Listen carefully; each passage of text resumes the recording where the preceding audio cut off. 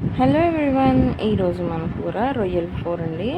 So first రొయ్యల్ని బాగా కడుక్కోవాలి. అందులో బ్లాక్ కలర్ తీగ ఉంటుంది, అది తీసేసుకోవాలి. కడుక్కునేటప్పుడే పసుపు కొంచెం ఉప్పు వేసి బాగా కడుక్కోవాలి.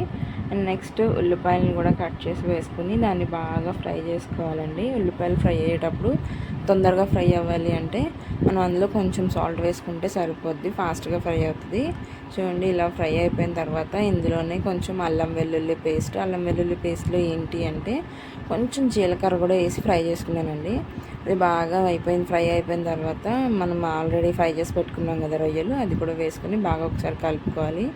అందులోనే ఆచి గరం మసాలా ఒకటి, నేను ఇంట్లో తయారు చేసి పెట్టిన గరం మసాలా, అండ్ నెక్స్ట్ కొంచెం కారం వేసి కొంచెం వాటర్ వేసి బాగా ఇచ్చేసానండి. దాని తర్వాత కొంచెం సాల్ట్ కూడా వేసుకున్నాను, రుచికి సరిపడా సాల్ట్.